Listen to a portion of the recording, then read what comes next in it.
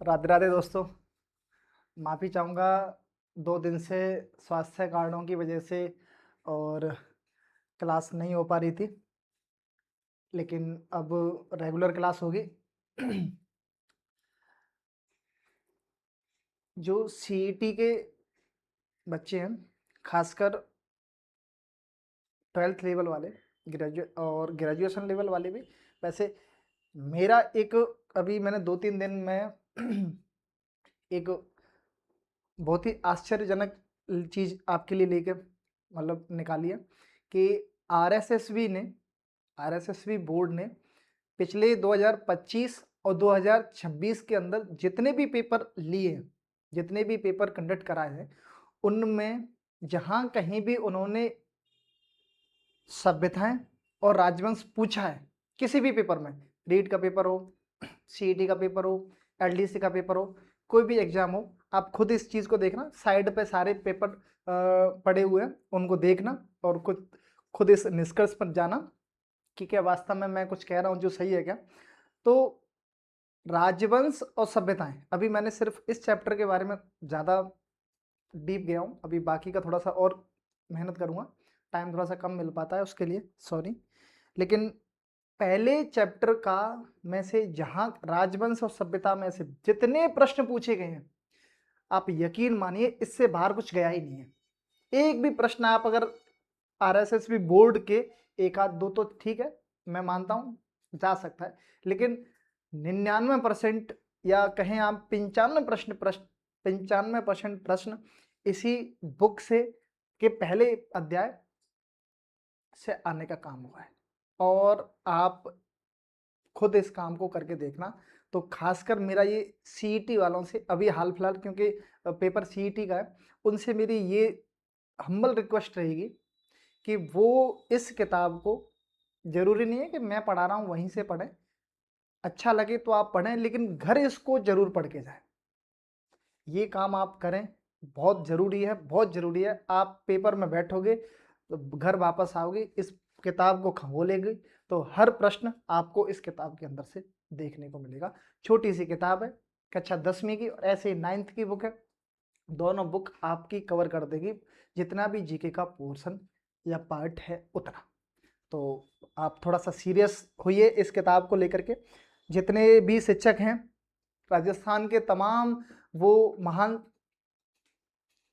शिक्षक जो लंबे समय से शिक्षा का काम कर रहे हैं, वो सब भी आपको इसी पुस्तक के बारे में और सुझाव दे रहे हैं। तो कहीं ना कहीं उनको कुछ ना कुछ चीज़ें दिखी होंगी, तब यकीनन आपको सुझाव दे रहे हैं।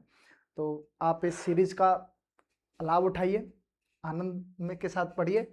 अभी चैप्टर 1 लगभग कंप्लीट की ओर है। मैं एक वीडियो और लेके आऊँगा जिसमें आपके इस भ्रम को मिटाने का काम करूँगा कि क्या वास्तव में इस किताब से पढ़ के राजवंश और सभ्यताओं से बाहर प्रश्न नहीं जा रहा। तो उसके लिए मैंने अभी वीडियो तैयार किया है जो स्पेशल अभी रीट के लिए है। रीट का जो पेपर 2025 की भर्ती वाला रीट का पेपर हुआ था, उसके जितने भी प्रश्न पत्र हैं उनमें से सभी में मैंने एक वो निकाल के बताया कि एक ही चैप्टर से 40 प्रश्न आने का काम हुआ है पूरे रीट थर्ड ग्रेड पेपर में। और उसका प्रूफ दूंगा, प्रूफ है, वीडियो बनाऊंगा पूरा, कल आप उसको देखना, ठीक है। अभी आप इसका आनंद लीजिए समय न गवाते हुए। सीईटी वालों के पास इतना ज़्यादा समय नहीं है कि वो अपना समय जाया करें। पहला चैप्टर लगभग कंप्लीट की ओर है, एक या तो इस वीडियो में, इसमें तो मुश्किल ही होगा, लेकिन अगली वीडियो में वो पूरा कवर हो जाएगा। प्रयास हमारा ये रह रहा है, थोड़ा सा स्लो पढ़ने का काम हम कर रहे हैं। बाकी फास्ट अगर हम पढ़ें तो वो भी काम कर सकते हैं, लेकिन याद करते हुए आपको यहाँ बिंदु नोट करते हुए पढ़ाने का काम कर रहा हूँ। थोड़ा सा समय लग रहा है। अब तक हमने मेवाड़ राजवंश को पढ़ा, मारवाड़ को पढ़ा, शाकंभरी के चौहान पढ़े, जालौर के चौहान पढ़े, और इस क्रम को आगे बढ़ाते हुए अब हम आमेर के और शासकों के बारे में, जहाँ पर कछवा वंश का शासन रहा, उनके बारे में पढ़ने का काम करेंगे। कछवा अपनी उत्पत्ति राम के ज्येष्ठ पुत्र कुश से मानते हैं। स्वयं कछवा वंश ऐसा मानता है कि हमारी उत्पत्ति भगवान श्री राम के बड़े पुत्र कुश से हुई है, यानी कि कुश के संतान मानते हैं। सूर्यमल मीसड़ के अनुसार कूर्म नामक रघुवंशी शासक की संतति होने से इन्हें कूर्म वंशी कहलाने लगे। सूर्यमल मिश्र इनको क्या बताते हैं, ये कुरुवंशी है। ये उनको उनकी उत्पत्ति के बारे में ज्यादा आपको यहाँ से प्रश्न आने की संभावना बिल्कुल ना के बराबर है। मैं ये बताता हुए चलूंगा कि प्रश्न आने की संभावना कहाँ से जाता है, तो उस पर आप फोकस करने का काम करें, ठीक है। तो उन्होंने कुरुवंशी बताया। उन्होंने कछवा कहा जाने लगा। ढूंढार प्रदेश में अपना राज्य स्थापित करने के लिए कछवाओं को मीणावड़ व बड़गुजरों से संघर्ष करना पड़ा था। शुरुआत में जब कछवा यहाँ आए आमेर के अंदर, तो उन्होंने यहाँ देखा कि यहाँ मीणाओं का और बड़गुजरों का शासन था, मतलब उन्हीं की सत्ता थी यहाँ पर, मीणाओं की और बड़गुजरों की। मीणाओं की और किसकी थी, बड़गुजरों की यहाँ सत्ता थी। तो आपको ये थोड़ा सा याद रख लेना। हाँ,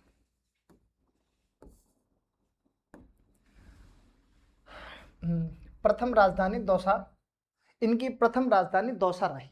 इनकी पहली राजधानी क्या थी, तो आपको ये भी थोड़ा सा याद रख लेना है कि आमेर की पहली राजधानी क्या थी, दौसा थी। प्रथम राजधानी दौसा रही। कछवा प्रारंभ में चौहानों के सामंत थे।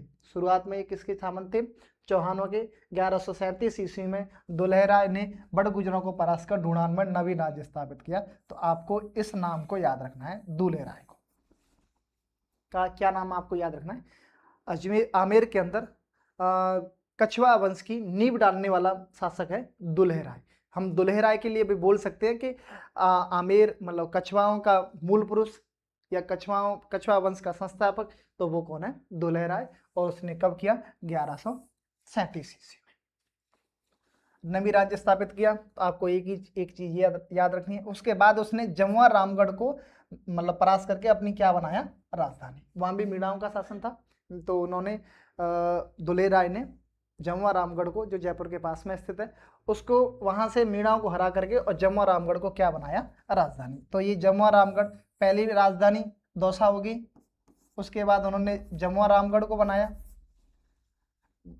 1207 ईस्वी में कोकिल देव ने आमेर में मीणाओं को परास्त कर उसने अपनी राजधानी बनाई। ये जब दुल्हेराय को लेकर के तथ्य थे जो आपको सिर्फ हम बात कर रहे थे आमेर के कछवा वंश की। कछवा वंश के अंदर हमने देखा दुल्हेराय और दूसरे एक और राजवंश, एक और राजा देखे कोकिल देव। ये मूलतः दो के बारे में ही पुस्तक के अंदर जानकारी दी गई है। हम पहले बात कर रहे हैं दुल्हेराय को लेकर के।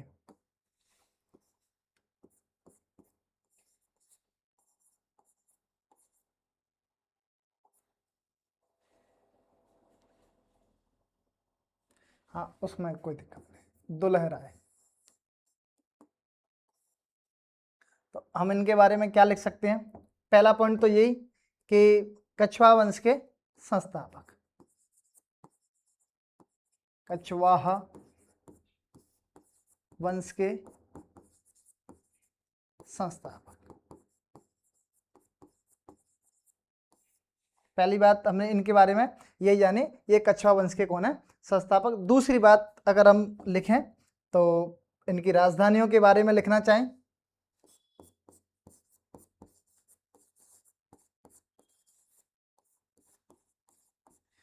पहले राजधानी दौसा थी, ये प्रारंभिक राजधानी है। बाद में हमने देखा कि जमुआ रामगढ़ को भी इन्होंने क्या बनाया, राजधानी बनाया। ये दूसरी राजधानी थी। तो मूलतः दो ही बिंदु हमको इनके बारे में याद रखनी है। प्रश्न आएगा तो यहीं से आ जाएगा दुल्हेराय को लेकर के। बाकी हम एक और राजा हमने पढ़े कोकिल देव, तो मैं नीचे ऐसे लिख देता हूं,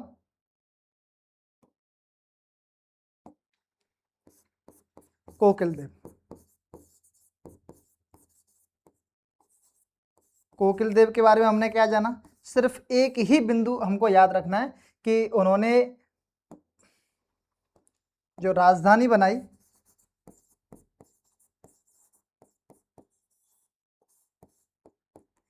आमेर को इन्होंने क्या बनाई, राजधानी बनाया। आमेर को सर्वप्रथम राजधानी बनाने का काम किसने किया था? कोकिल देव ने किया था। दोनों राजाओं के बारे में मूलतः ये दो ही बिंदु हमको याद रखने हैं। अब हम स्पेशल अपनी बात शुरू करेंगे भारमल जी को लेकर के। हमारी चर्चा भारमल से शुरू हो जाएंगी, यहाँ से मूल राजा शुरू हो जाएंगे। अजमेर के कछवा वंश में किताब के अंदर ज़्यादा राजाओं का विस्तृत भंडार नहीं दे रखा, 5 से 6 राजा दे रखे हैं जो मूल राजा हैं। और प्रश्न निश्चित मानिए कि वहां से ही आ जाता है, जो आज का वर्तमान पैटर्न चल रहा है उस हिसाब से मैं बात कर रहा हूँ। भारमल कब से कब तक? 1547 से 1573 ईस्वी तक इनका शासनकाल रहा। भारमल बहुत ही कठिन परिस्थितियों में आमेर का शासक बना था। लगभग इसकी आयु की बात करें तो जब ये राजा बना तो उस समय लगभग 50 वर्ष की इसकी 50 वर्ष की उम्र थी। अपनी सत्ता के लिए उसने मजबूत सहारे की आवश्यकता थी और यह मजबूत सहारा उसे मुगल शासक अकबर के रूप में मिला। तो सबसे पहले भारमल ने किससे कांटेक्ट किया? अलवर से। वो अकबर से फोन लगाया कि साहब आपकी बहुत ज़रूरत है। तो सबसे पहले भारमल किसके सानिध्य में गया? अकबर के में। और इसी से हम एक बात हमको याद रखने योग्य आ रही है सामने कि भारमल मुगल अधीनता स्वीकार करने वाला पहला राजपूत था, पहला कछवा शासक था। कौन? भारमल। तो भारमल के बारे में पहली बात तो यही हमको याद रखने योग्य बात आ गई शुरू। पहली बात, पहले तो उनका शासनकाल ही हमको याद रखना है। कभी कभी शासन का क्रम पूछ लिया जाता है, तब हमको ये चीज़ें याद रखनी है। दूसरा कि मुगल अधीनता स्वीकार करने वाला पहला राजपूत शासक या पहला कछवा राजपूत शासक भारमल। अकबर जनवरी 1562 ईस्वी में कहाँ आया? अजमेर की यात्रा पर आया। ये आपको याद रखना है। अजमेर की यात्रा पर 1562 में कौन आया? अकबर आया। अभी हाल ही में जो रेट मेंस का एग्जाम हुआ है कुछ समय पहले, उसमें ये पूछा भी गया था अकबर 1562 में क्या अजमेर आया था, मतलब कथन के रूप में। आजकल क्या है, पेपर का ट्रेंड चेंज हो गया है, एक प्रश्न में 4-5 प्रश्न समाहित करके पूछा जाता है। हालांकि आपको एक 2 लाइनों का उत्तर पता हो उसमें से तो आप आसानी से उत्तर निकाल पाते हो, लेकिन दो पॉइंट तो आपको पता होना ही चाहिए। तो उसमें ऐसे दे रखा था कि मतलब अजमेर आया था कि नहीं आया था, पहला पॉइंट। दूसरा सूजा मतलब सूबा वहाँ के कितने, मतलब वो वहाँ का सूबा शासन किसके मतलब अधीन गया, वह सूबे कितने सूबों में बटा था और कितने परगने थे, ऐसे करके एक प्रश्न था, वो यहीं से था। अजमेर से लौटते समय सांबर में भारमल ने 1562 ईस्वी में ही अपनी पुत्री हरकाबाई, ये याद रखना, जिसके कालांतर में क्या कहा गया? मरियम उज्जमानी।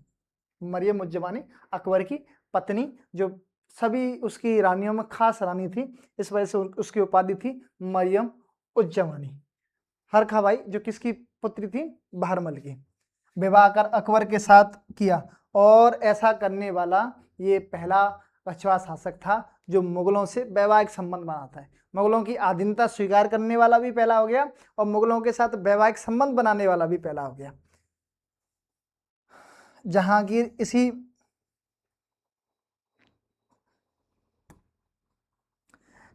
इसी की हरकाबाई के पुत्र था, इसी हरकाबाई का पुत्र था जहांगीर। इस जहांगीर का फिर आगे और पढ़ेंगे। 1562 ईस्वी में सामर में ही अपने पुत्र भगवान दास और मानसिंह सहित इसने अकबर की अधीनता स्वीकार कर ली और वहीं सामर में ही इसने विवाह किया, अधीनता स्वीकार की, सारे काम वहाँ ही किए थे।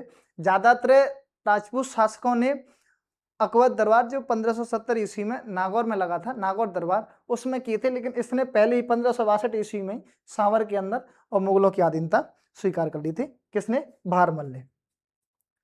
और इसने अपने पुत्र भगवान दास को, इसका पुत्र था भगवान दास और इसका पौत्र था मानसिंह, दोनों को कहाँ भेज दिया? दोनों को भेज दिया अकबर के सानिध्य में कि जाओ बेटा और नाम रोशन करो।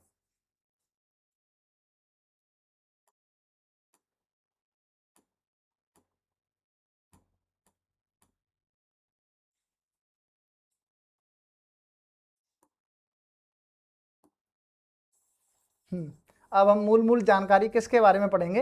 भारमल को लेकर के, जो परीक्षा में आए दिन पूछा जा रहा है। क्या क्या पूछा जा रहा है भारमल के बारे में?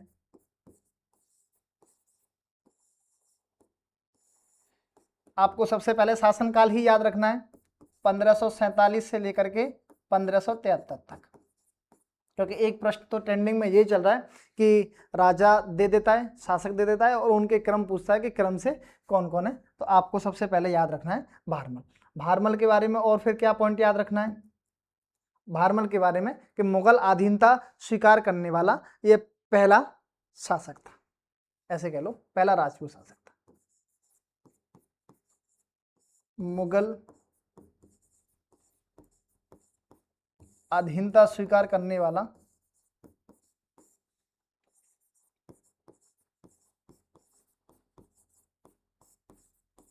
पहला राजपूत शासक।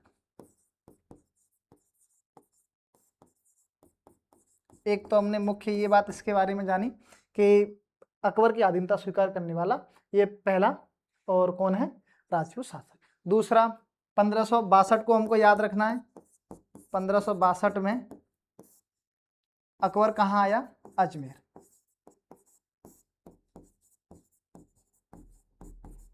अकबर अजमेर आया और अजमेर आने इसी 1562 की कई सारी घटनाएं फिर अब हमको याद रखनी है। क्या क्या घटनाएं हुई 1562 ईस्वी में ही। 1562 ईस्वी में सबसे पहले तो मुगल अधीनता स्वीकार हुई। मुगल अधीनता स्वीकार होने के बाद और अब अकबर का हो जाता है विवाह भारमल की पुत्री हरखाबाई से। तो इसमें लिख दो 1562 में ही हरखाबाई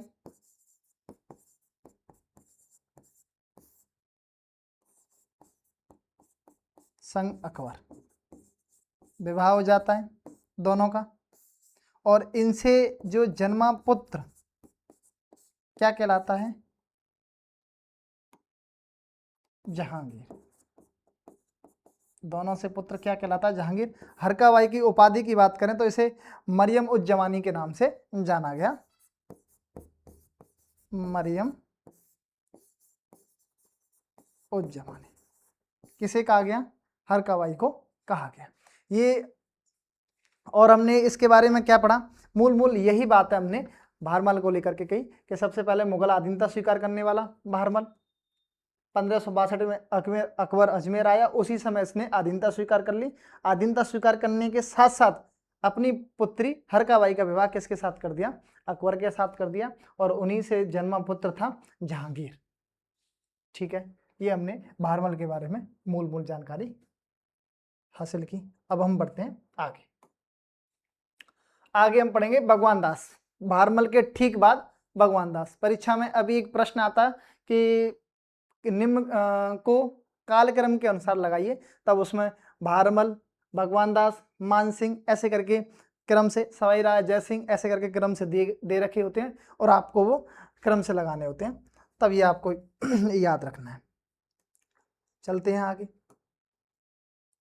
भगवान दास 1573 से लेकर के 1589 ईस्वी तक इनका क्या रहता है, शासन रहता है।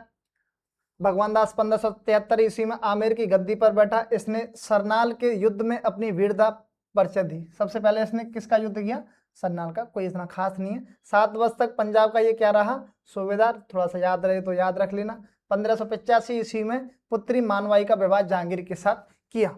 ये प्रकरण इसको याद रखने योग्य है कि इसने अपनी पुत्री मानवाई का विवाह किसके साथ कर दिया, जहांगीर के साथ। हालांकि ये बहुत अनुचित था, पता नहीं उस समय किस तरह के कारण रहे होंगे, क्या मजबूरियां रही होंगी, उन्होंने ऐसा किया। हम इस पर ज़्यादा चर्चा नहीं करेंगे, लेकिन इतना आपको याद रखना है कि मानवाई किसकी पुत्री थी, भगवान दास की, और उसका विवाह किसके साथ हुआ था, जहांगीर के साथ हुआ था। और इससे जन्मा पुत्र था खुसरो, अमीर खुसरो। मानवाई और जहांगीर से जन्मा पुत्र अमीर खुसरो।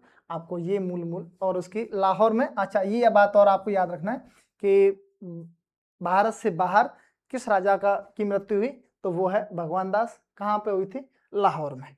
क्या क्या जानकारी हमने हासिल की, किसको लेकर के, भगवान दास को लेकर के।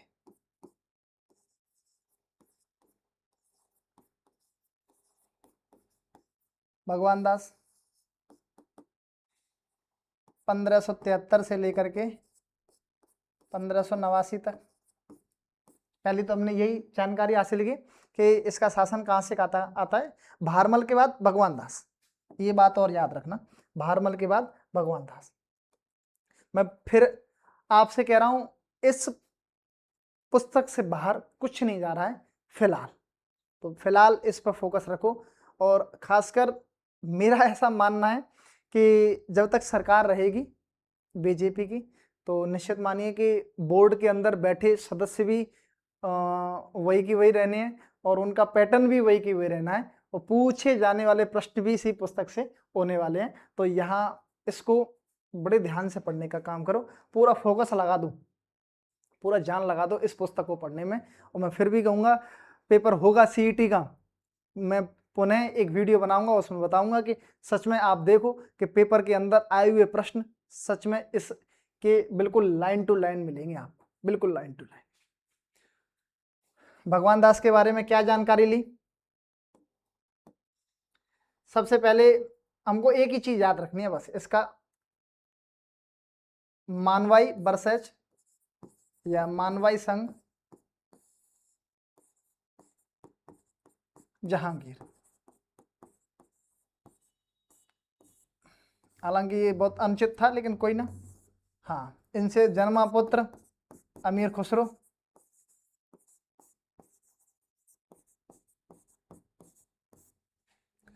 अमीर खुसरो।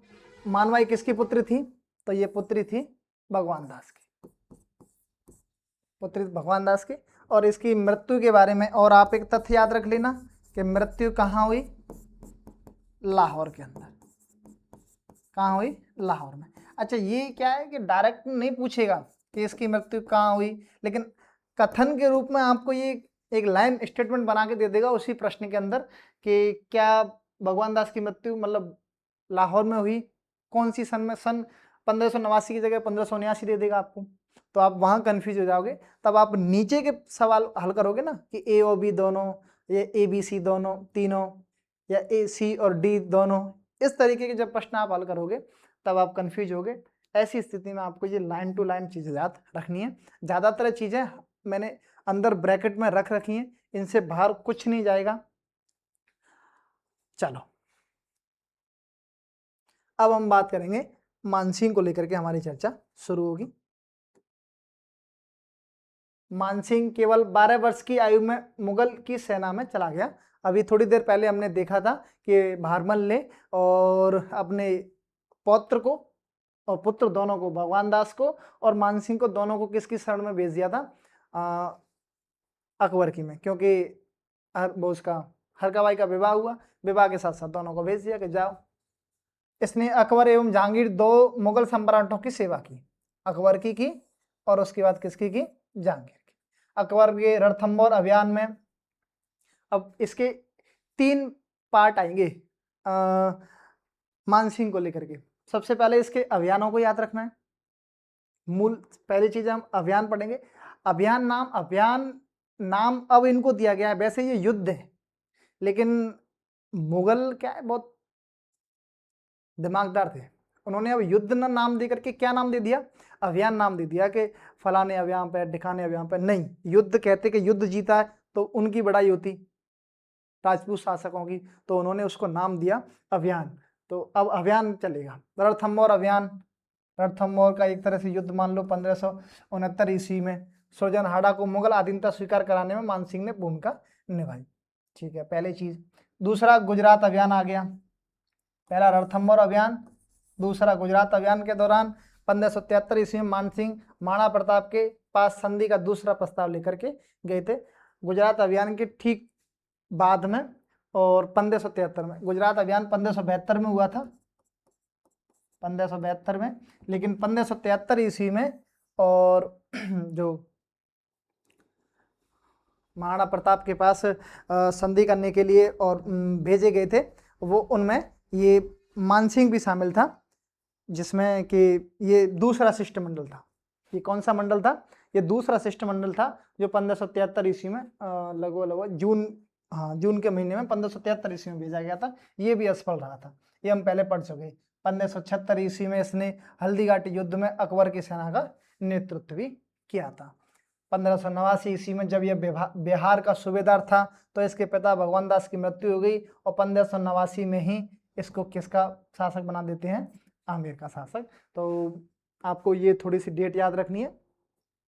एक लाइन में प्रश्न नहीं पूछेगा कि आमेर का शासक मतलब मानसिंह आमेर का कब शासक बना, लेकिन जब प्रश्न बनाएगा तो उसमें 4-5 प्रश्न आजकल समाहित करके दे रहा है, तो उसमें ये लाइन छोड़ सकता है कि कौन सी सन में आमेर का शासक बना, मतलब सन अलग दे देगा, गलत दे देगा, कथन में आपसे पूछेगा तब आप कंफ्यूज हो गए। तो थोड़ा सा लाइन टू लाइन आपको याद रखना है कि 1589 ईस्वी में आमेर का शासक बना। मानसिंह ने 1592 ईस्वी में उड़ीसा जीतकर पहली बार उसने मुगल साम्राज्य का अंग बनाया, और उसने क्या जीता, उड़ीसा को भी जीतने का काम किया। तो 3-4 अभियान हो गए, रणथंबोर अभियान हो गया, गुजरात का अभियान हो गया, उसके बाद महाराणा प्रताप के पास भी भेजा था हल्दीघाटी युद्ध के लिए भी, उड़ीसा के अंदर भी भेजा, उड़ीसा अभियान हो गया। बाद में इसकी क्या हो जाती है, 1614 ईस्वी में इलिचपुर में इसकी क्या हो जाती है, मृत्यु हो जाती है। मानसिंह विद्वानों का आश्रयदाता था, विद्वानों का आश्रयदाता किसको कहा जाता है, मानसिंह को कहा जाता है। इसके समय में आपको ये ग्रंथ नामक याद रख वो विशेष याद रखना है, मानचित्र महाराजकोश, मानचरित्र महाराजकोश आपको एक ग्रंथ याद रखना है जो इसी के शासनकाल में रचा गया। इसी के समय मुरारी दान ने मान प्रकाश लिखा, आपको पहला ग्रंथ ये हो गया। दूसरा मान प्रकाश हो गया, पहला तो हो गया मानचरित्र, दूसरा मान प्रकाश, और तीसरा हो गया मानसिंह कीर्ति मुक्तावली। तो एक तो मूलतः इसके अभियान याद रखनी है, दूसरा हो गया इसके शासन में लिखे गए ग्रंथ आपको याद रखने, कौन कौन से ग्रंथ या कौन कौन सी रचनाएं की गई। मानसिंह ने समय रानी कनकावती ने अपने पुत्र जगत सिंह की स्मृति में जगत शिरोमणि मंदिर का निर्माण करवाया था। और एक भी ये भी याद रखना है कि जगत शिरोमणि मंदिर किसने बनवाया, तो रानी कंकावती ने, जो किसकी रानी थी, किसकी पत्नी थी, मानसिंह की। ठीक है, क्या तमाम चीजें हमने मानसिंह को लेकर के पढ़ी, वो हम अब यहाँ शॉर्ट उनको पढ़ने का काम करेंगे। क्या क्या पढ़ा मानसिंह को लेकर के,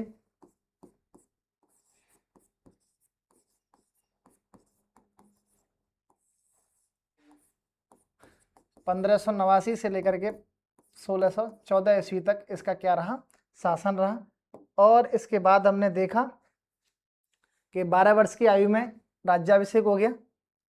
कितने वर्ष की आयु में, 12 वर्ष की आयु में इसका मतलब राज्याभिषेक, क्या ये उसकी अकबर की उसमें चला गया था सानिध्य में, राज्याभिषेक तो बाद में हुआ है।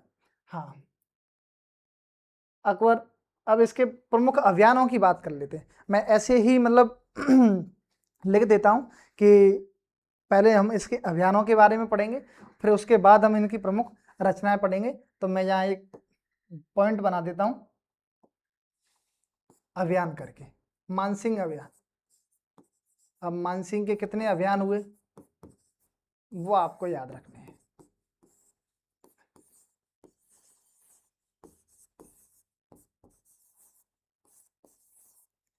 सबसे पहले मानसिंह को कहां भेजा गया, रणथंबोर अभियान के लिए।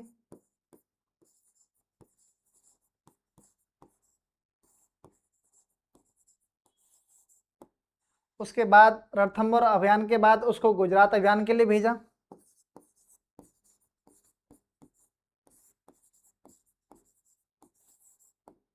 महाराणा प्रताप के पास भेजा, या शिष्टमंडल कह लो,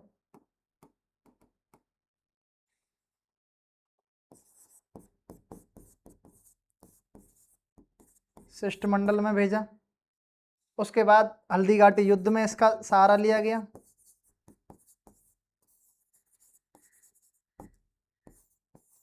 हल्दीघाटी युद्ध के बाद हमने देखा कि बिहार का सूबेदार भी रहा, तो यानी कि बिहार अभियान भी किया, और उड़ीसा अभियान भी किया। ये मूल 6 अभियानों के बारे में, और हमने इसके बारे में जाना। जो सबसे पहले हम बात करें रणथंबोर अभियान। रणथंबोर अभियान उसने 1569 ईस्वी में किया था।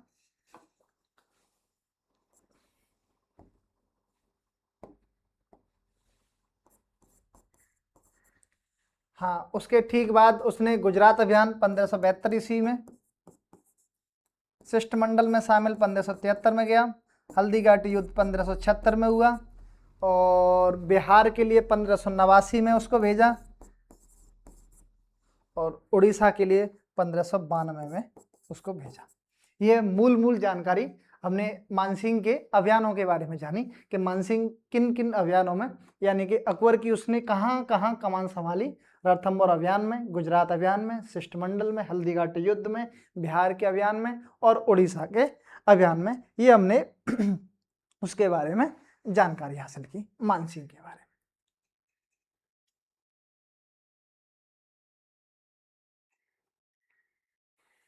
हाँ, अच्छा, एक चीज हम बीच में इसमें छोड़ गए हैं, यह अकबर के नवरत्नों में शामिल था। अकबर इसे फरजंद या बेटा की उपाधि दी थी। उसने इसको किसकी उपाधि दी थी? फरजंद की। तो फरजंद की उपाधि प्राप्त करने वाला और 7000 का मनसब प्राप्त करने वाला राजा कौन है? मानसिंह। 7000 का मनसब प्राप्त करने वाला। मैं इनको हटा करके इसके और प्रमुख तथ्यों पर प्रकाश डालूंगा। वो क्या है? एक तो हमने यही थोड़ी देर पहले ही पढ़ा इसकी उपाधि के बारे में।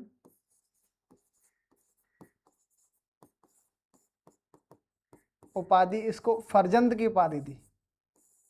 फरजंद किससे कहते हैं? फरजंद कहते हैं बेटा से। और ये किसने दी? अकबर ने दी। किसने दी? अकबर ने दी। उपाधि के बारे बाद हम इसके कुछ, चलो इसकी मृत्यु के बारे में भी यहीं कर लिख देते हैं। इलिचपुर में। कब हुई थी इसकी मृत्यु? 1614 ईस्वी में इलिचपुर में इसकी क्या हुई थी? मृत्यु हुई थी। अब हम इसके प्रमुख रचनाओं की बात करेंगे, इसके शासन में होने वाली प्रमुख रचनाएं। प्रमुख रचनाएं कौन कौन सी हैं?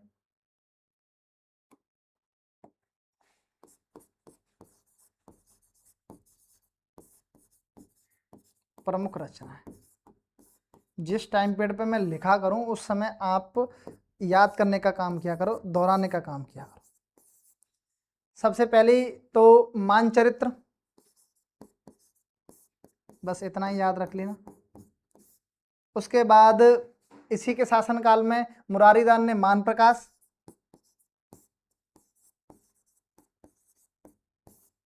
और मानसिंह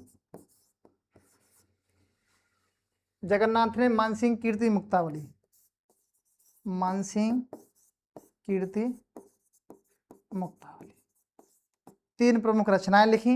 एक और बिंदु की अगर अपन बात करें तो इसकी जो रानी थी उसका नाम था कनकावती, और कनकावती ने किसका निर्माण करवाया था? कनकावती ने जगत शिरोमणि मंदिर का निर्माण करवाया था।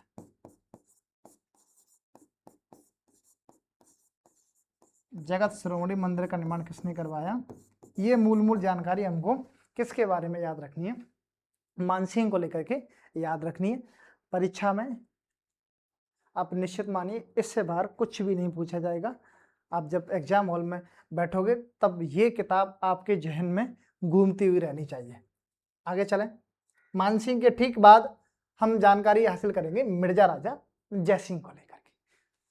पहले भारमल पढ़ा, फिर भगवान दास पढ़ा, उसके बाद हमने मानसिंह पढ़ा, और मानसिंह के बाद हम पढ़ेंगे अब मिर्जा राजा जयसिंह। मिर्जा राजा जयसिंह के बारे में 11 वर्ष की आयु में 1621 ईस्वी में जयसिंह आमेर का क्या बना? शासक बना। 11 वर्ष की आयु में, बहुत अल्प आयु में इसको शासक बना दिया गया। 3 मुगल सम्राटों जहांगीर, शाहजहां, औरंगजेब, जहांगीर, शाहजहां, औरंगजेब, परीक्षा के लिए अच्छा महत्वपूर्ण प्रश्न है कि 3 प्रमुख शासकों जहांगीर, शाहजहां, औरंगजेब के शासनकाल, मतलब तीनों का शासनकाल किसने देखा? तो वो देखा मिर्जा राजा जयसिंह। रहने का अवसर प्राप्त हुआ 1623 ईस्वी में। इसे मलिक अंबर के विरुद्ध दक्षिण में भेजा। तो पहला इसका अभियान हो गया। मलिक अंबर के विरुद्ध कहाँ भेजा इसको? दक्षिण में भेजा, पहला काम। इसे अद्भुत साहस और वीरता का परिचय दिया। 1629 ईस्वी में इसने उत्तर पश्चिम सीमांत में उज्बेकों के विरुद्ध दबाया। अब दूसरा इसका अभियान चला उज्बेकों के विरुद्ध। पहला हो गया दक्षिण में मलिक अंबर के विरुद्ध, दूसरा इसका अभियान हुआ उज्बेकों के विरुद्ध। दो अभियान हो गए। 1630 ईस्वी में जयसिंह ने खाने जहां लोधी के विरुद्ध को दबाया। तीसरा इसका एक और अभियान हो गया खाने जहां लोधी के विरुद्ध, जो इसका 1630 में हुआ। तीन प्रमुख इसने काम किए मुगलों के लिए। 1636 ईस्वी में शाहजहां के साथ बीजापुर और गोलकुंडा अभियान पर दक्षिण भारत गया। ये इसका चौथा अभियान है। मूलतः मिर्जा राजा जयसिंह के अब तक हमने 4 अभियान पढ़े। पहला मलिक अंबर के विरुद्ध, दूसरा उज्बेकों के विरुद्ध, तीसरा लोधी के विरुद्ध, खाने जहां लोधी के विरुद्ध, और चौथा शाहजहां के साथ ये बाजीपुर और गोलकुंडा अभियान पर, मतलब दक्षिण अभियान पर गया। और क्या पढ़ा? 1637 ईस्वी में जयसिंह को मिर्जा की उपाधि थी। किसकी उपाधि थी? मिर्जा राजा की उपाधि। नाम उसका तो जयसिंह ही था, लेकिन मिर्जा राजा की उपाधि से उसको नवाजा गया। किसको? जयसिंह को। हाँ, और मिर्जा राजा जयसिंह की उपाधि देने के बाद, और बंद करना है। मिर्जा राजा जयसिंह की उपाधि देने के बाद औरंगजेब ने जैसे इसको मिर्जा राजा जयसिंह की उपाधि दी, दे करके सूजा के साथ इसको कहाँ भेज दिया, मतलब एक तरह से वो कहते हैं ना लॉलीपॉप देकर, और भेजा के कांधा जा, तू क्या है? मिर्जा राजा जयसिंह है। मिर्जा राजा जयसिंह उत्तराधिकारी युद्ध के समय से सूजा के विरुद्ध भेजा गया था।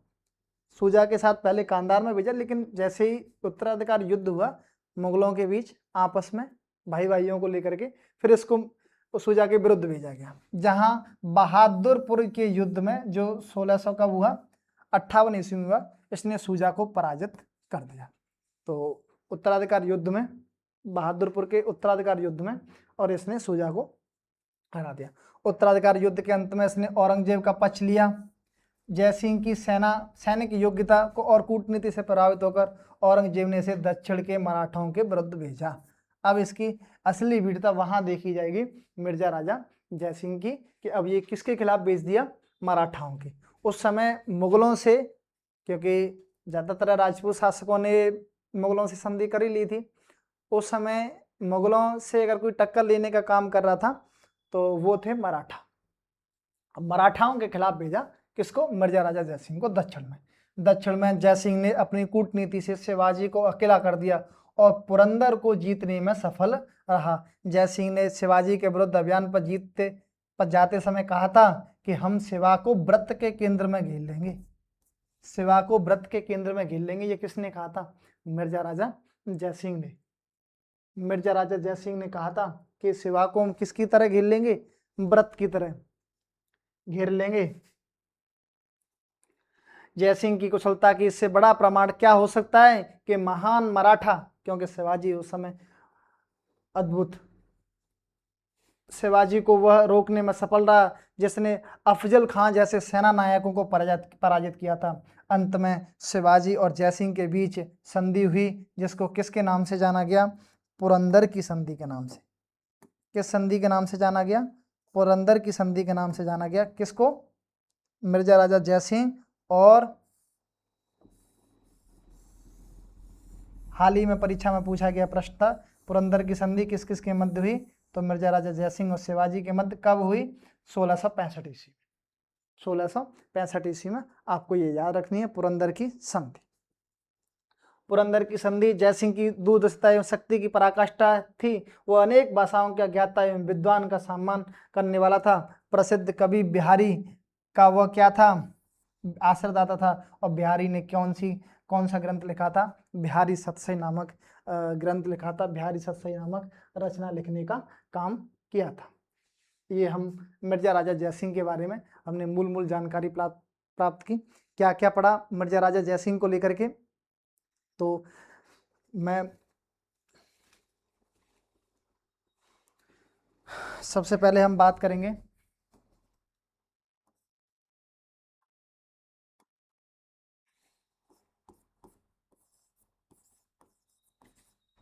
मिर्जा राजा जय सिंह। ये जय सिंह फर्स्ट है वैसे, लेकिन इसको औरंगजेब ने मिर्जा की उपाधि दे दी थी। तो सबसे पहले इसकी हम उसी राज्याभिषेक की बात करें या शासक की बात करें तो ये कितने वर्ष की आयु में, 11 वर्ष की आयु में शासक बना। और इसकी उपाधि क्या थी, तो इसकी उपाधि थी मिर्जा राजा। मिर्जा राजा इसकी उपाधि थी, जो किसने दी थी, औरंगजेब ने। किसने दी थी, औरंगजेब ने दी थी। ये दो हमने मूल जानकारी अभी प्राप्त की। बस पहली चीज कि 11 वर्ष की आयु में राजा बना, और उपाधि किसने दी थी, औरंगजेब ने इसको उपाधि दी थी। ठीक है, अब हम इसके मूलतः अभियानों की बात कर लेते हैं कि इसने अपने जीवन में कौन कौन से अभियान किए, या एक तरह से उनको हम युद्ध नाम देंगे, लेकिन वो मुगल सम्राट इनको अभियान कहा करते थे। सबसे पहले इसको कहाँ भेजा गया, मलिक अंबर के विरुद्ध पहला अभियान।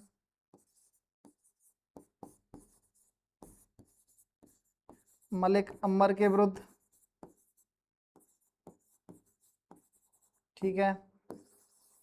दूसरा अभियान भेजा था किसके विरुद्ध, तो दूसरा अभियान भेजा था उसने उज्बेकों के विरुद्ध।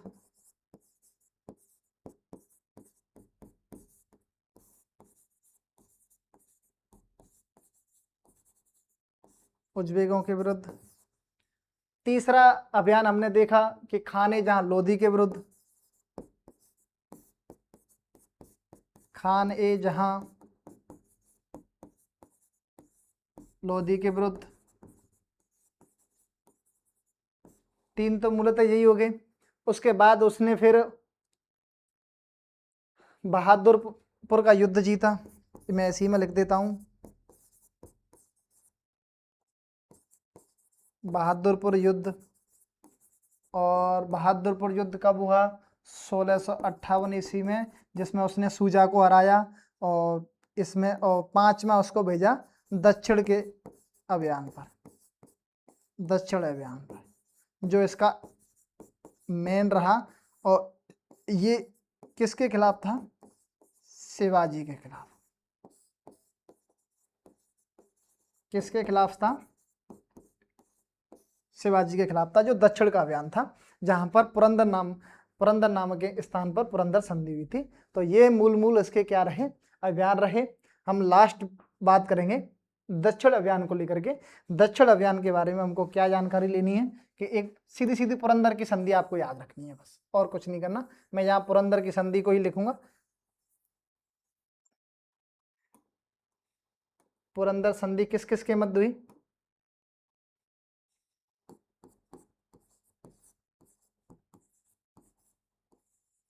पुरंदर की संधि पहली बार कब हुई, आप कहोगे 1665 ईस्वी। किस किस के बीच हुई, तो मिर्जा राजा जय सिंह, यानी कि जय सिंह प्लस शिवाजी, दोनों के बीच हुई। और ऐसा बताया जाता है कि शिवाजी ने मुगलों की क्या शुरुआत वो स्वीकार की थी, आधीनता स्वीकार की थी इस पुरंदर की संधि के माध्यम से। और हमने इसके बारे में देखा कि बिहारी सतसई नामक ग्रंथ किसने लिखा था, इसी के दरबारी, इसका दरबारी था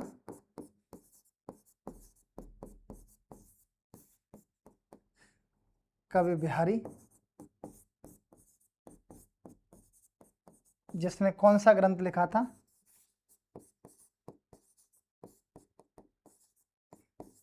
बिहारी सतसई। ये आपको मूल जानकारी किसको लेकर के याद रखनी थी, मिर्जा राजा जय सिंह को लेकर के रखनी थी। परीक्षा में यहां से बाहर कुछ नहीं जाएगा, ठीक है। अब हम पढ़ेंगे सवाई राजा जय सिंह। ठीक पहले मिर्जा राजा जय सिंह को पढ़ा, ठीक बात सवाई राजा जय सिंह, ये इनके आगे की उपाधि है सवाई। 3 दिसंबर 1688 को जन्मे जय सिंह में जय सिंह प्रथम की तुलना में वीरता और वाक्पटुता को अधिक मात्रा में पाकर औरंगजेब ने इसके आगे के नाम के आगे क्या लगा दिया, सवाई लगा दिया और इसका नाम रख दिया सवाई राजा जयसिंह, क्योंकि वह जयसिंह प्रथम से बढ़कर, बढ़कर का मतलब सवाया था, कहता ना एक से एक सवाय, मतलब ज्यादा था। इसी समय से जयपुर के सभी राजा अपने नाम के पीछे क्या लगाना शुरू कर गए, वो एक तरह से ये उन्होंने एक उपाधि धारण कर ली, एक पद धारण कर लिया, आगे सवाई। अब जितने भी शासक हुए सब ने आगे क्या लगाना शुरू कर दिया, सवाई लगाना शुरू कर दिया।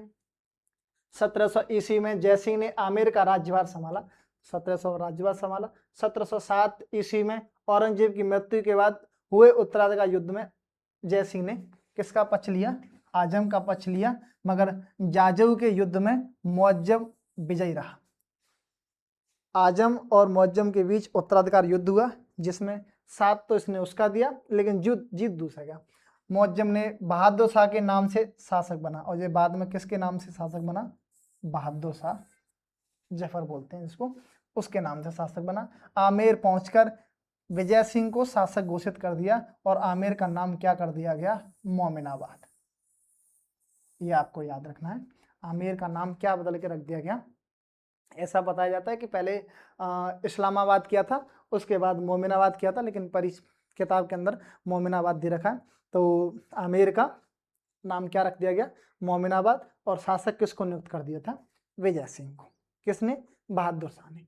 मेवाड़ की सहायता से, और लेकिन मेवाड़ की सहायता से जय सिंह ने आमेर पुनः प्राप्त कर लिया। मारवाड़ ने भी अपना राजपाट पुनः प्राप्त करा, और आमेर ने भी अपना राजपाट, आमेर के कछवा वंश ने भी अपना राजपाट पुनः प्राप्त किया। किसकी वजह से, मेवाड़ की बदौलत। मुगल सम्राट ने भी इसे आमेर का शासक स्वीकार कर लिया, और फर्रुखसियार से 1713 ईस्वी में जयसिंह को मालवा का सूबेदार नियुक्त कर दिया।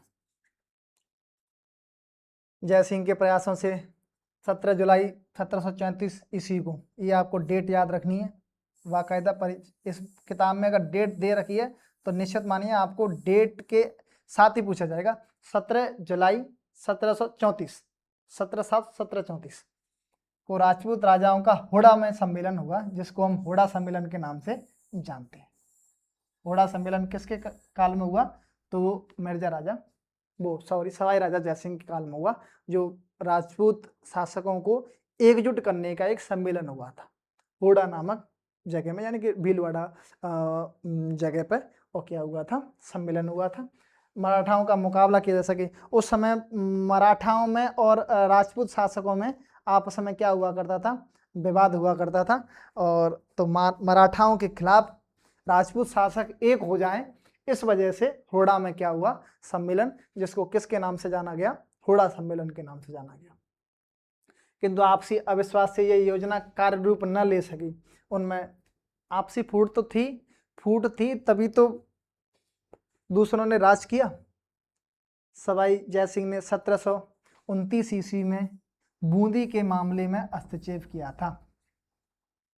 ठीक पहले होड़ा सम्मेलन से कुछ साल पहले ही इसने बूंदी का शासक था बुद्ध सिंह के शासन में टांग अड़ाई थी।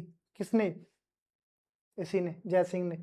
ये वो अपना क्या कहते हैं, अपनी जो इसकी पुत्री थी ना कृष्णा, उसका विवाह करवाना चाहता था उससे। हाँ, मतलब ऐसे करके कोई एक विवाद था, उस विवाद में इसने हस्तक्षेप किया था और मराठाओं को राजस्थान की आंतरिक राजनीति में हस्तक्षेप करने का अवसर मिल गया। जय सिंह ने मराठा एवं मुगल सम्राट में समझौता कराने के लिए मध्यस्थता की। 1743 ईस्वी में जय सिंह की क्या होगी, मृत्यु। और 7 मुगल शासकों का शासनकाल देखने वाला ये एकमात्र शासक है जिसने सर्वाधिक मुगल शासकों का शासन देखा। अभी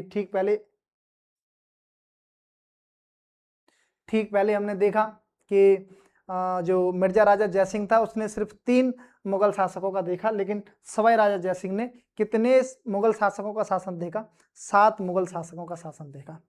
तो ये मूल जानकारी हमने किसके बारे में हासिल की, तब मैं यहाँ लिखूंगा सवाई राजा जयसिंह।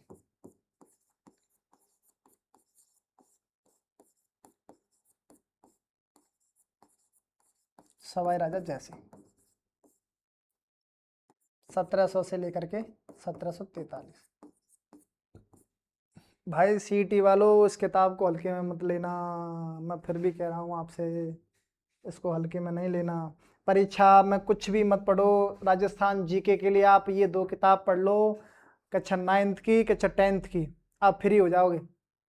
परीक्षा में बैठोगे तो मेरे को याद करोगे, ये आप मान लो। यकीन नहीं कर रहे, कोई बात नहीं, कर लोगे। क्या क्या पढ़ा? सबसे पहले जन्म, इतना खास याद नहीं रखना। 3 दिसंबर 1688 को इसका क्या हुआ? जन्म हुआ। और हाँ, इसकी हम उपाधि के बारे में जरूर सबसे पहले लिखेंगे। इसकी उपाधि क्या है साहब? उपाधि तो सवाई की उपाधि इसको मिली, और ये किसने दी थी?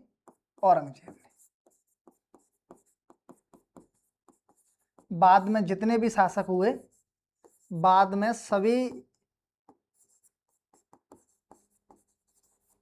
सभी शासकों ने क्या लगाना शुरू कर दिया? सवाई लगाना शुरू कर दिया। पहली बात तो हमको यही याद रखनी है कि इसने क्या किया? उपाधि धारण की थी। दूसरा हमने क्या देखा कि बहादुर, मतलब 1700 ईस्वी में इसने क्या संभाल लिया, वो तो हमने यहाँ इसका शासनकाल लिख ही लिया, तो आपको याद आया हो ही गया होगा। उसके बाद हम बात करें कि सीधा आमेर को लेकर के आते हैं। आमेर का नाम क्या बदल के रख दिया गया? आमेर को मोमिनाबाद के नाम से जाना गया।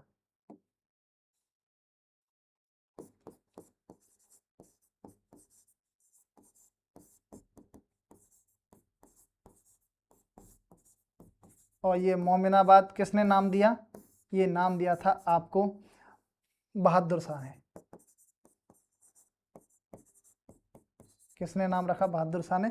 और अजमेर का फिर शासक किसको नियुक्त कर दिया गया? तो अजमेर का शासक हो गया विजय सिंह। कौन हो गया? विजय सिंह। ये हमने जानकारी ली। दो अभी हमने उपाधि पढ़ी और मोमिनाबाद यानी कि अजमेर के आमेर के बारे में जानकारी ली। उसके बाद मेवाड़ की सहायता से और इसने अपना मतलब राजपाट पुनः कर लिया। एक हम पढ़ते हैं, अब हम 2 मूल घटनाओं के बारे में पढ़ेंगे हम। एक तो बूंदी हस्तक्षेप, आप लिख लो, वैसे बूंदी हस्तक्षेप है नहीं, इतना देर नहीं रखा, लेकिन एक तो इसने बूंदी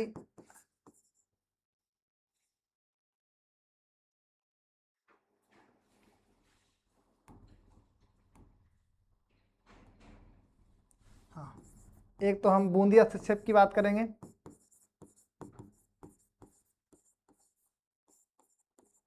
और दूसरा आता है हुडा सम्मेलन।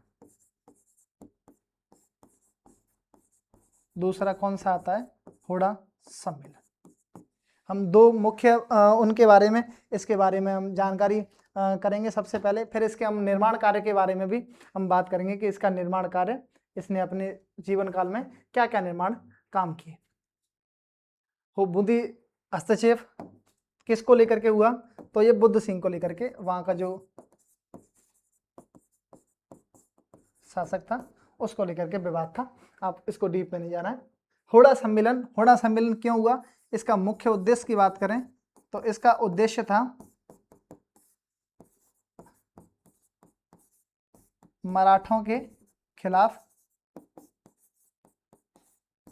राजपूत शासकों को एक करना।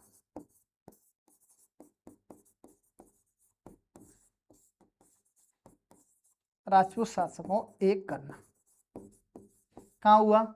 ये हुआ भीलवाड़ा में, हुडा नामक स्थान पर भीलवाड़ा में हुआ। तो हुडा सम्मेलन किसके समय हुआ? हुडा सम्मेलन सवाई राजा जयसिंह के शासन में हुआ। किस किस के मध्य हुआ? तो सभी राजपूत शासक इसमें शामिल हुए, और लेकिन ये सफल नहीं हो पाया इतना। ठीक है, इसने 7 मुगल शासकों की क्या देखा, तो हमने एक पॉइंट बना देते हैं। सर्वाधिक कोष्टक में लिखना चाहूं 7 मुगल शासकों का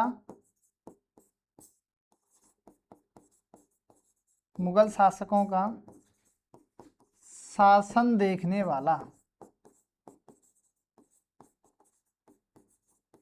कितने का? थोड़े घड़े नहीं, 7 मुगल शासकों का इसने क्या देखा। अब हम इसकी कुछ और मूल जानकारी हासिल करेंगे, जिसने ये अपने स्थापत्य कला के लिए जिसके लिए जाना गया। इसने जयपुर के अंदर तमाम प्रकार के किले, झीलें और बनवाने का, मंदिर बनवाने का काम किया, महल बनवाने का काम किया, उनके बारे में और पढ़ते हैं। 1725 ईस्वी में सवाई जयसिंह ने नक्षत्रों की शुद्ध सारणी बनवाई और उसका नाम क्या रखा गया? जीज मोहम्मद शाही। परीक्षा में आने वाला प्रश्न है, अभी पूछा नहीं गया है लेकिन आ सकता है, जीज मोहम्मद शाही। तो जीज मोहम्मद शाही क्या है कि नक्षत्रों की शुद्ध एक सारणी है, नक्षत्रों की एक शुद्ध क्या है? सारणी, जो किसने बनवाई? सवाई जयसिंह ने। जीज मोहम्मद शाही, उसका नाम क्या रखा गया? जीज मोहम्मद शाही। जयसिंह कारिका नामक ज्योतिष ग्रंथ की रचना भी की थी और उसने कौन से ग्रंथ की? एक ज्योतिष ग्रंथ बनाया, लिखा था जयसिंह कारिका। आपको याद रखना है, जयसिंह कारिका। जीज मोहम्मद शाही नक्षत्रों की एक शुद्ध सारणी थी। और दूसरा, इसने जयसिंह कारिका एक ज्योतिष ग्रंथ लिखा। जयसिंह ने जयपुर, दिल्ली, मथुरा, हर लाइन में प्रश्न है, हर लाइन में प्रश्न है, एक एक लाइन आपको याद रखनी है। जयपुर, दिल्ली, मथुरा, उज्जैन, बनारस, कितने? 5। जयपुर, दिल्ली, मथुरा, उज्जैन और बनारस, 5 क्या बनवाई उसने? वैद्यशालाएं बनवाई। सवाई राजा जयसिंह ने कितनी वैद्यशालाएं बनवाई? 5 वैद्यशालाएं बनवाई पूरे देश के अंदर। उसमें जयपुर की शामिल है, जंतर मंतर, दिल्ली, मथुरा, उज्जैन, बनारस। आपसे परीक्षा में कैसा भी प्रश्न यहाँ से पूछा जा सकता है, आपको 5 याद होनी चाहिए। जयपुर की वैद्यशाला सबसे बड़ी है। इन 5 में सबसे बड़ी कौन है? जयपुर की है सबसे बड़ी, जिसे किसके नाम से जाना जाता है? आज भी जंतर मंतर के नाम से जाना जाता है, जिसको जुलाई 2010 में और किस में शामिल किया गया है? यूनेस्को की विश्व धरोहर सूची में शामिल किया गया है। किसको? जंतर मंतर को, या जयपुर की वैद्यशाला को। जयसिंह ने एक बंगाली वास्तुशास्त्री विद्याधर से, एक बंगाली वास्तुशास्त्री था, मतलब उसने एक नगर का डिजाइन बनाया। उस नगर को नाम दिया गया जयपुर। जिस नगर की सबसे बड़ी विशेषता थी कि आयताकार खंडों वाला एक नगर बनाया, ये आपको याद रखना है। आयताकार खंडों वाला नगर जयपुर किसने बनाया? वास्तुशास्त्री विद्याधर ने। वो अंतिम हिंदू नरेश था जिसने अश्वमेध यज्ञ संपन्न करवाया। सवाई राजा जयसिंह लास्ट हिंदू शासक था। इसके बाद कभी भी किसी भी राजपूत शासक ने, किसी भी हिंदू शासक ने अश्वमेध यज्ञ नहीं करवाया। 1734 ईस्वी में इसने जयपुर में नाहरगढ़ किले का निर्माण करवाया। नाहरगढ़ किला भी इसने बनवाया। इसने जयगढ़ में जयमाड़ तोप बनवाई, चंद्रमहल महल बनवाया, सिसोदिया रानी का महल बनवाया और जल महल बनवाया इसने। देखो कितनी स्थापत्य कला इसके समय पे हुई। सवाई जयसिंह पहला राजपूत हिंदू शासक था जिसने सती प्रथा रोकथाम हेतु प्रयास किए थे। सर्वप्रथम पहला हिंदू शासक जिसने सती प्रथा की रोकथाम के लिए पहली बार कदम उठाए तो वो था सवाई राजा जयसिंह। और विधवा विवाह को मान्यता देने हेतु इसने नियम बनाए थे। विधवाओं के, हालांकि ये कुप्रथा आज भी विद्यमान है, ये कुरीतियां आज भी विद्यमान है, लेकिन उस समय में भी 1700 ईस्वी के आसपास भी सवाई राजा जयसिंह के अंदर इतनी आधुनिक सोच विद्यमान थी कि उसने सती प्रथा जैसी कुरीतियों पर रोक लगाने का काम किया और विधवा विवाह को मान्यता देने का काम किया। अब हम मूलतः इसके कुछ विशेष बिंदुओं के बारे में चर्चा कर लेते हैं। क्या क्या पढ़ा, थोड़ी देर पहले हम पढ़ के आ चुके इसके बारे में। अब हम इसके सबसे पहले निर्माण कार्य के बारे में बात करेंगे। क्या क्या इसने निर्माण कार्य करवाया, वो भी मैं निर्माण में ही शामिल करूंगा। जो जीज मोहम्मद शाही है, मैं इसको भी निर्माण कार्य में लिख रहा हूं। जीज मोहम्मद शाही क्या है? जीज मोहम्मद शाही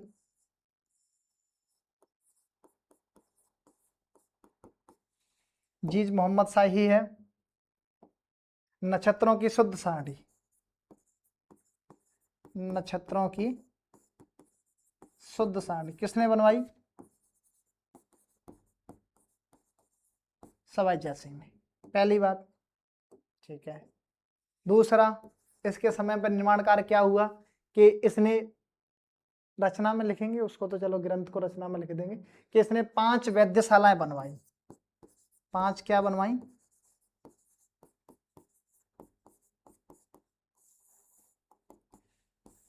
कौन कौन सी 5 वैद्यशालाएं बनवाई? 5 वैद्यशालाओं में सबसे पहली वैद्यशाला थी जयपुर, जो सबसे बड़ी, दिल्ली। आपको हर एक वैद्यशाला के बारे में अगर ज़्यादा डिटेल में नहीं आप जान पाओ तो नाम आपको उनके जरूर याद रखने हैं। तीसरी मथुरा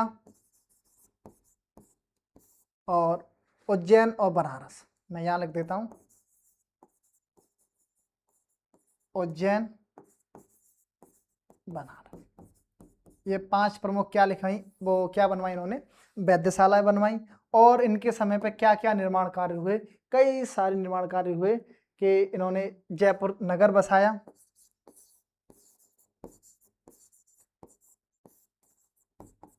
जयपुर नगर, जिसका वास्तु शास्त्री कौन था?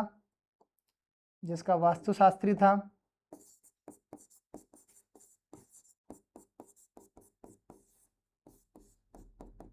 विद्याधर, जिसका वास्तुशास्त्री विद्याधर था।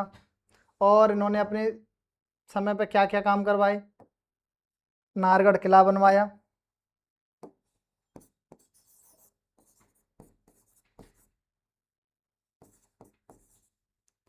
नाहरगढ़ किला बनवाया, ठीक है।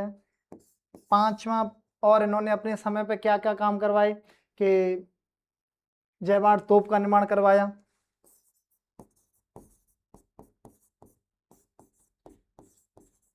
जयवाड़ तोप बनवाई। मैं और यहाँ लिख देता हूँ 6वें नंबर पे चंद्र महल बनवाया,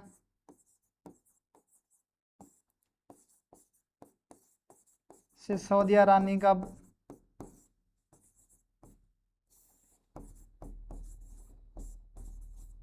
महल बनवाया, जल महल के निर्माण करवाया। इस तरीके से इन्होंने अपने समय पे कई सारे ऐसे कार्य किए थे जो आपको लिस्ट, कितनी लंबी सारी लिस्ट बनी हुई है। फिर इनके बारे में आपको याद रखना है कि सती प्रथा पर सर्वप्रथम रोक लगाने का काम किसने किया था? तो वो क्या था? जयसिंह ने। और विधवा विवाह को मान्यता देने का काम भी किसने किया था? सवाई राजा जयसिंह ने। ये मुख्य जानकारी आमेर के कछुआ वंश के लेकर के। वर्तमान में देखो राजाएं सच में बहुत ज़्यादा हैं। मैं कह रहा हूँ 300 पेज में लमसम हमारा राजपूत इतिहास आता है, लेकिन परीक्षा में प्रश्न जब कम देखने को मिलते हैं तब थोड़ा सा दुख होता है कि इतना पार्ट पढ़ने के बाद, 300 पेज पढ़ने के बाद हमको 5 से 6 प्रश्न देखने को परीक्षा मिल रहे हैं, तो ये स्मार्ट स्टडी के अंदर नहीं आता है।